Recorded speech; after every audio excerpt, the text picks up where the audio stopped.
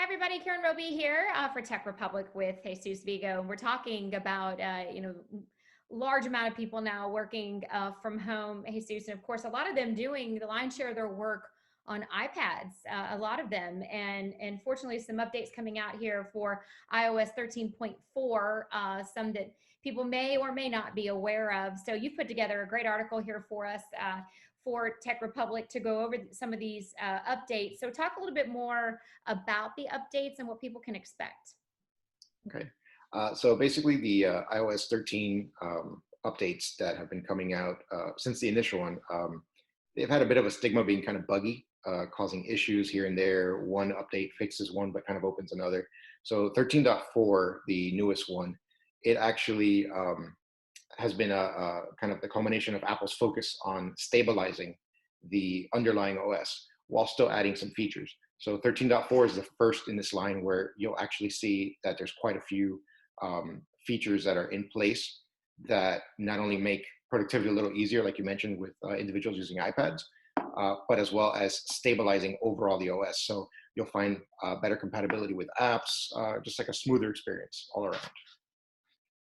Yeah, and I'm glad you just said that because I opened up with that saying the iPads, but obviously this applies to all iOS. And you talked about it in earlier sometimes being a little bit buggy, but you're finding with this that it's actually been a little bit smoother. Yes. The previous update started to make inroads with that, but I think within 24 hours kind of developed a same Achilles heel.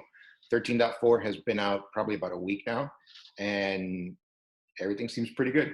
Everything's smooth sailing. Most of the apps function really well. Very little issues. Like I said, across the entire line, but the new features are more geared toward the iPad. And for the iPad users, where do you think they'll see the biggest benefit from the updates? I mean, is it something that's really going to be obvious and stick out to them, or just kind of blends in with what they've been doing? I would say if there's kind of like two types of iPad users. There are the kind who just kind of use a tablet, use their finger as their stylus and move on. Then there are the other ones that we call like the desktop replacement. They don't use a laptop or a desktop like we would normally use. They specifically use an iPad with a keyboard attachment.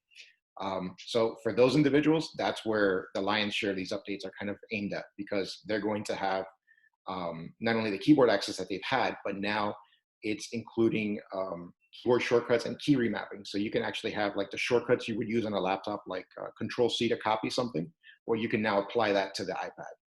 On top of that, they're also going to have extra features like the mouse and the trackpad are now supported. So without any kind of additional software driver, you can actually have a separate mouse to use with your iPad and your keyboard, similar to how you would use a computer. So if you have that flexibility, if you have that setup, you're going to find that it's going to be a lot easier to maneuver your iPad, kind of the way you would a laptop generally.